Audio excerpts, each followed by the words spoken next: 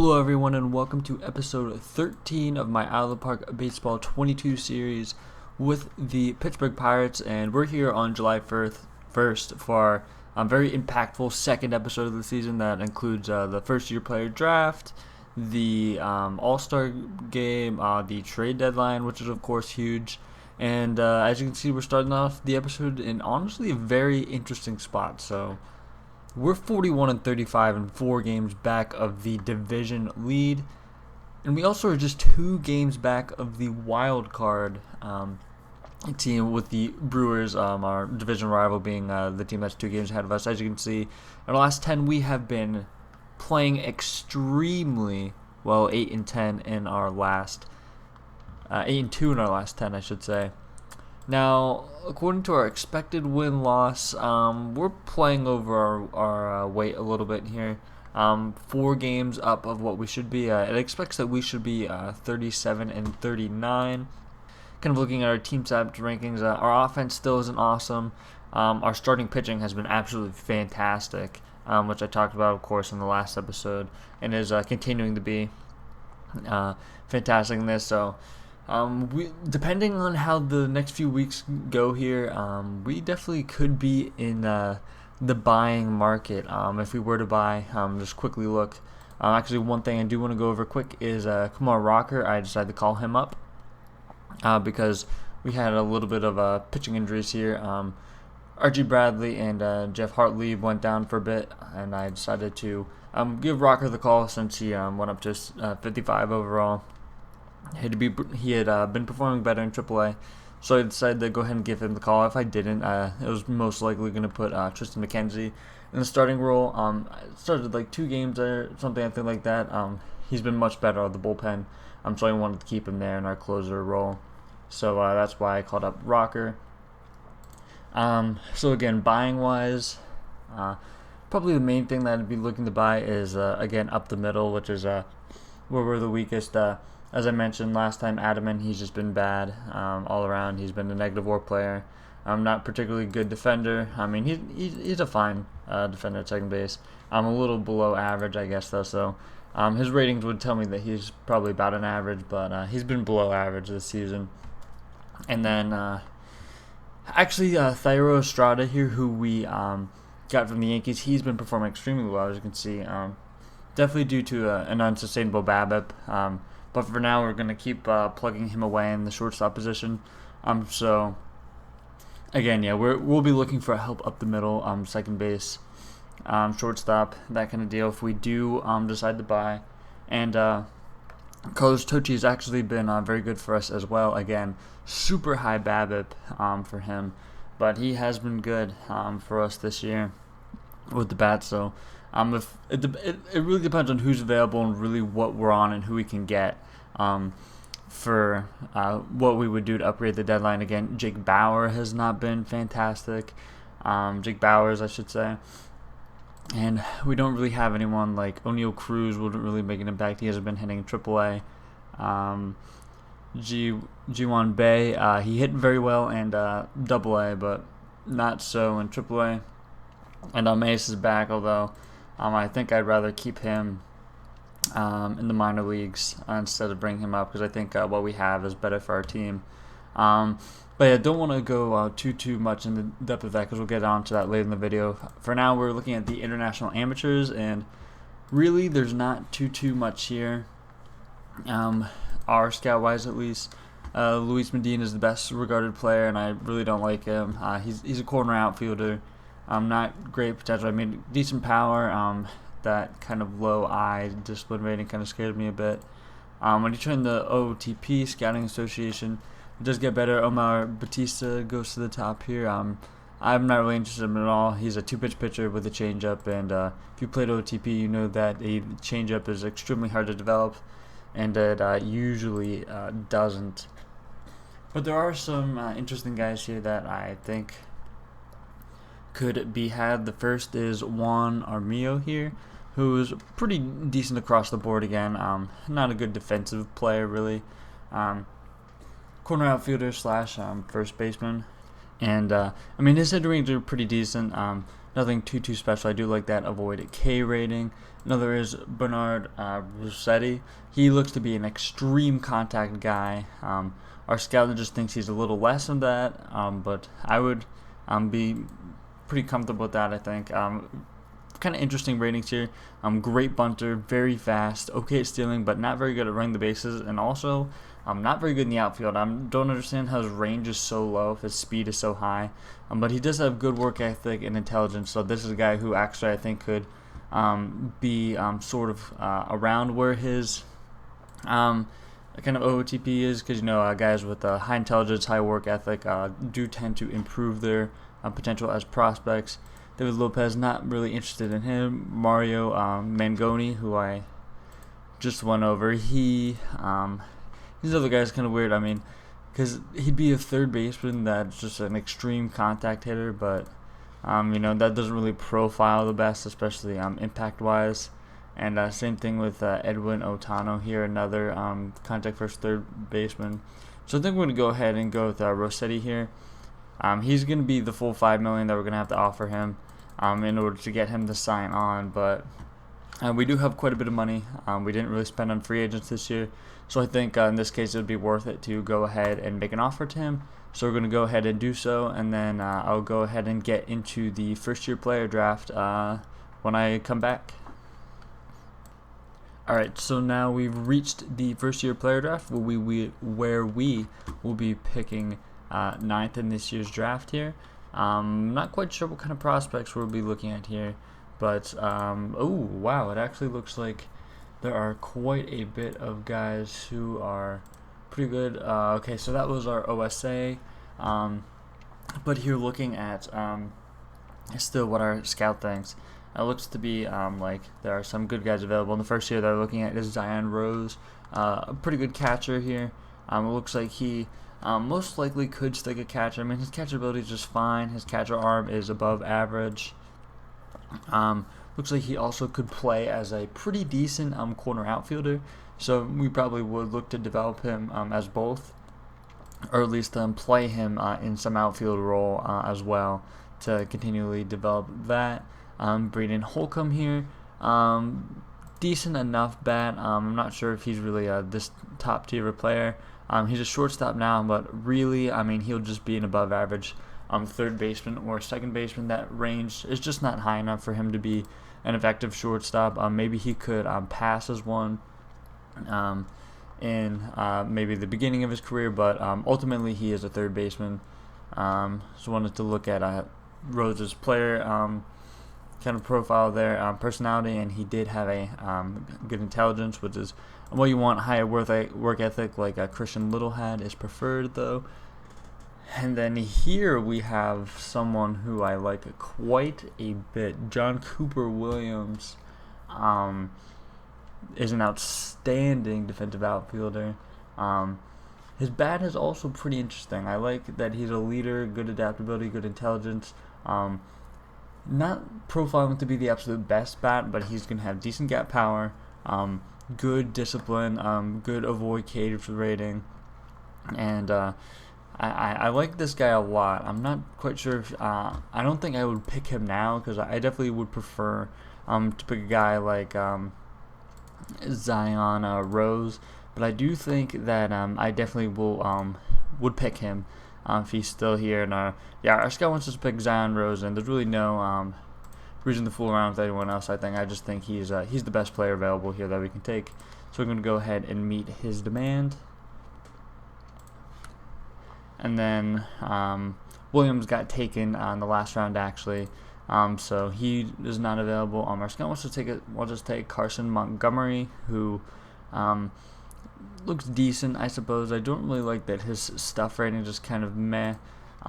He does look to have 3+ pitches though, or 3 pretty good pitches at the least. Alicia, definitely do not want him. Those hitting ranges kind of scare me. Enrique Bradford is a guy who has pretty good fielding ratings there, but kind of scared away by his very, very poor bat. Max Clark could be an interesting guy. His bat looks to play a little bit there. Want to take a look at all these infielders here, all these position players here at the bottom. Low work ethic guy. His ratings are pretty decent-ish. If he's there further down, maybe I take him, but I think I have to take Montgomery here. He looks like the best player available, so we'll go ahead and take him. Next, our scout suggests that we take AJ Garcia, and he's a plus defender, corner outfielder. It looks like not the best range, but pretty decent in the field otherwise. Robert Moore's kind of interesting here as a contact bat, and honestly I think I'm going to take him. He's a second baseman type, and I do like his ratings quite a bit there, so we'll go ahead and take him. Looks like a lot of guys flew off the board there. Leo Harris is a college bat. This guy doesn't really have the best bat. He's kind of a worse off Moore. Jack Burglar, no. Devin Burks, just kind of interesting. He's kind of the same thing as Rose, though. Not a great defensive catcher, at least ability-wise. So I think this is the part of the draft here where I go ahead and look at batting potential and individual ratings. This guy looks to be a good contact batter. Also, not the worst pitcher, to be honest here. Yeah, this guy looks pretty decent. A corner outfielder, a good contact bat, it looks like. I think I'm going to go ahead and take Miles Jansen here just to get him. I do like his ratings a decent bit there, so I think we have to go ahead and take him. Look at guys power potential wise. This Caden Grice guy looks to be pretty good. Yeah, I mean, I do like his offensive ratings quite a bit. Not nearly as much as a pitcher, but he could be a decent corner outfielder. Solid teammate. Personality class is kind of unknown at this point, but I'm going to go ahead and take him anyways. I think he looked like a pretty promising prospect there. Cole Hinkleman. This could be a college outfielder who's pretty much developed. G. Allen. I'm possibly interested in taking him. Hunter Fitzgerald, no on him. Logan Britt doesn't look like the worst player.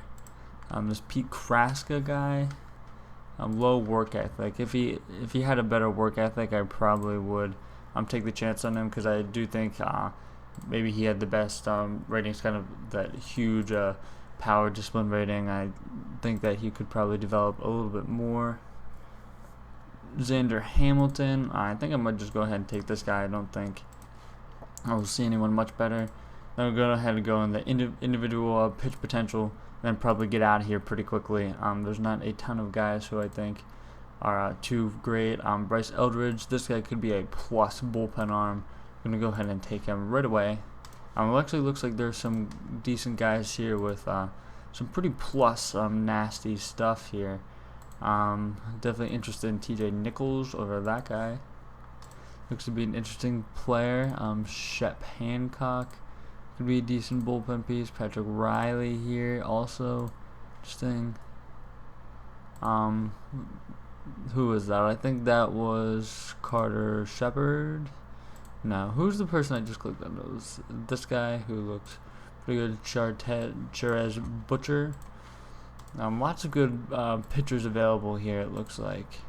Go ahead and take Peyton Pallett, and look at two more guys here, Will Bednar and Victor Maderos. Quick check for anyone with absolutely plus other pitches. Owen Egan. Wow, this guy definitely is pretty good pitching wise. Gonna go ahead and take him. That's one thing you do have to watch out for in this game. Guys who are listed at positions that they're worse at, i.e. like a hitter who's like we just saw, that's a pretty good pitcher, or a pitcher that actually is a pretty good hitter. And I think I'm going to go ahead and look at catcher ability guys to see who's still left. See, we'll just take the best 65 rated one with hitting the best hitting ratings. Riley Jackson had pretty good hitting ratings actually. We'll go ahead and look. Ramirez was the one with pretty decent hitting ratings, or the good I rating. It was Ben Lee, so we'll go ahead and take Ben Lee. Then quick fill out the rest of these 65 ability guys, and that's it for those. Go ahead and sort by range to see if there are any exceptional defensive players. This guy has a 75 infield range, although he is listed as an outfielder. That guy is a pretty good infielder, so is this one. Doesn't have the best leader ability. I don't think he would really develop into a absolutely good player or into a usable player, which is basically what I'm looking for at this point. Ooh, Isaiah Jackson could be interesting here. His hitting ratings aren't the worst. Personality class is unknown. We'll take the chance on him at this point, and then that'll do it for the draft. Don't want to go too deep into guys who probably won't make an impact on the team, so we're going to head and close out and then head further towards the trade deadline. Alright, so we've now reached the All-Star break here, and the rosters have came out, and we have a few guys that have actually been selected to the team. So here I'll just quick scroll down through and let you guys just see around the league all of the players who have made the All-Star team in the American League, which of course we're not really involved in, or we don't see many American League teams, of course. So just there, a quick look at their roster, just a quick glance. I mean, nothing too crazy, except maybe Ahmad Rosario making the All-Star team there, and that's just a very quick glance again. And then here are the National League All-Stars, and right off the bat, the first guy listed is an All-Star, and that's Zach Eflin, who we brought in, of course, as a buy low, candidate, a guy who we just brought in to fill out a rotation, guy who I thought could be pretty decent, and he's turned out to be an All-Star this year. I mean, he significantly rose his value, that's for sure. And yeah, so he's an All-Star this year. He's performed extremely well for us. The second All-Star that we have is Tristan Mckenzie, our stud closer. Of course, he's pretty much a failed starter at this point, but he's been amazing for us out of the bullpen this year. He made 4 starts where he was meh. I mean, he was actually serviceable during those starts, but of course, we wanted him to be in the bullpen where he is dominant, and we did that, and he was pretty fantastic for us, so he's there. And then we have one more All-Star, actually, Chai-Ju Ko, who made the All-Star team, his very first one, which is the case with all of our All-Stars this year. He is having an absolute awesome season. 314, 387, 588. He's been absolutely awesome, tearing the cover off the ball for us.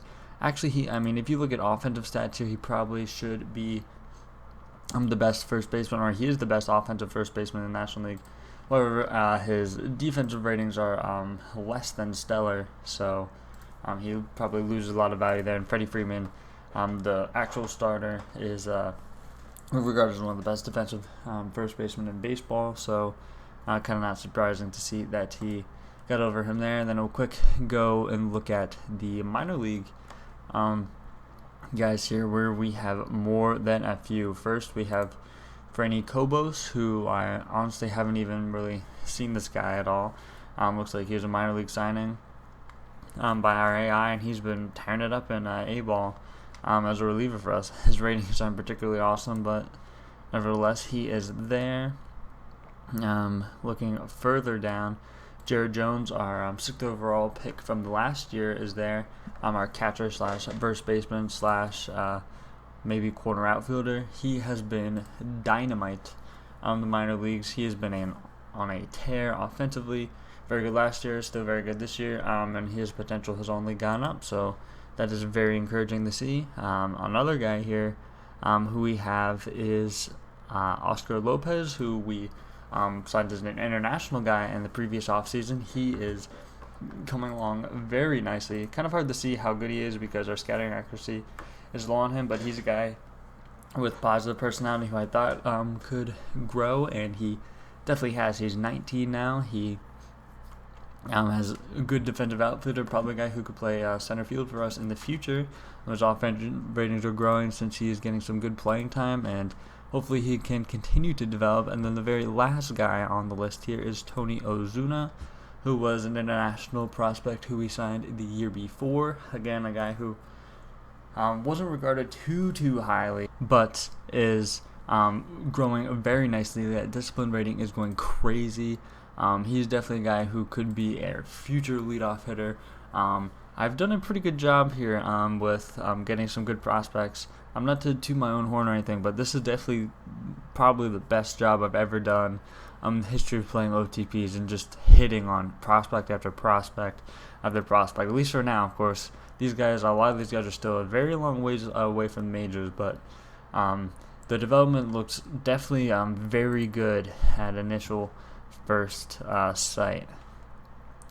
Team-wise, we're 46 and 44, so kind of getting close to the end here. We're falling a little bit back after that good 10-game stretch. We have a bad 10-game stretch. We've dropped pretty far down. We're 2.5 back. Definitely going to be a last-second decision if we buy or sell. So I'm going to sim a few days and kind of update you as we go along to the deadline here and figure out what we're going to do. All right, so the day before the trade deadline, we've actually fallen below 500. We're 49 and 50. We're 6.5 back in the division, and the Brewers have gapped us a bit. We've continued to play kind of poorly down this stretch, and then in the actual wild card race, we've dropped down to kind of the 5th spot, technically. 5 games out of the wild card spot, so I mean it's still definitely doable for us to make the playoffs. Although again, and probably not too likely. Just want to kind of take some catalog of things. Quinn Priester continues to do kind of poorly here. So basically this is what I'm thinking, kind of looking towards the playoffs and that kind of thing. So going into the salary review, I think what we're going to try to do is both sell, but like also not totally dismantle our team. Basically just want to shed some salaries. So Jacob Stallings is of course our backup catcher. We have Ben Workfit, our young stud, who isn't the best defensive catcher, but is pretty good offensively for us. Jacob Stallings is set to make $8.5 million in arbitration next year, and we're just not going to pay basically the second guy in a catching tandem that. So Jacob Stallings is having, again, a good offensive season. I'm not playing a lot, of course, because Rovert's getting the most of the catcher ABs. So we're going to go ahead and I'm going to look to deal Stallings. Archie Bradley is a guy who's in the last year of his deal. And he's been okay for us. I mean, he hasn't been particularly great this season, but he's the highest paid guy on our team, which of course isn't a lot because we're a small market team, but we have guys who can easily replace him. So we're going to go ahead and try to look to get rid of that $3.6 million. Richard Rodriguez, same thing last year on his deal. I'm just not going to take the risk on a guy who's rated that lowly and making that much money. So we're going to go ahead and look to deal him. And then also we're going to deal Zach Eflin just because, of course, we brought him on a cheap 1.1 deal. He was an all-star this year. His value will simply never be higher. So we just need to capitalize on that and see what kind of prospect haul we could get for them. So those are the few guys that I'm going to be moving. And I think, it makes a lot of sense to go ahead and move those guys. Because of the reason that I just specified. So I'm going to go ahead one by one and show you the trades that I find for each of them. So the first deal that I found here is for Jacob Stallings, and we're basically going to be trying to move him for a cost controllable reliever. I couldn't really find anything better than that. There are a few maybes with some young outfielders who could possibly be bench bats, but in the end I decided to go with Josh Taylor here, who's a pretty controllable reliever. We can get him without retaining any of Stallings' salary. So we're going to be able to shed some money in the long run. Of course, we won't have to pay Stallings his future money that he wants. And we're going to get a lefty who we have some pretty good pitching depth, but we don't really have any lefty depth. So Taylor's going to help us out in that. We only have one lefty in the bullpen right now because Victor Gonzalez got hurt. So Josh Taylor is going to help us fill a kind of need like that. And again, we shed Stallings' salary. So this is going to be the first deal that we make. The second deal that we'll be doing here is for Archie Bradley, and we're going to be dealing him for Alexander Palma. And Alexander Palma is actually not too bad of a player. He was a guy we could have gotten in a deal for Stallings, and I decided to opt out of it. But he was still here offered up for Archie Bradley, and he's a pretty interesting player. A good corner defensive outfielder, not bad hitting ratings. He hits lefties better than righties, excuse me. And McCutcheon hasn't been particularly awesome for us this year. So, I decided that, it might be good to pick up Palmer for some depth. And he hasn't played the majors yet. I honestly don't even think that he has one option year left, so he is actually in the 40-man. But yeah, so we're going to go ahead and pick him up. This is a steal for Archie Bradley. We shed his entire salary, and then we also pick up Palma, who they will eat his entire salary too. So we're basically, with all these money moves, making all the money back that we use in the international market. And the Brewers are, of course, a contending team, our rival, and we give them a reliever here in Archie Bradley to help them towards their season this year. For Richard Rodriguez here, we're going to be flipping him for Grayson Janista, who is a first baseman / right fielder, corner outfield type guy. He's lefty bat, hits pretty well for power. Not a guy who I'm really planning on using a ton, but with how poor Bowers is performing, Janista can honestly be a possible upgrade. He hasn't hit the best since AAA in 2022. But he does have pretty decent ratings, and for just being able to get him for shedding the salary of Rodriguez is honestly a pretty good get. So we're just going to go ahead and do it, not think too much about it.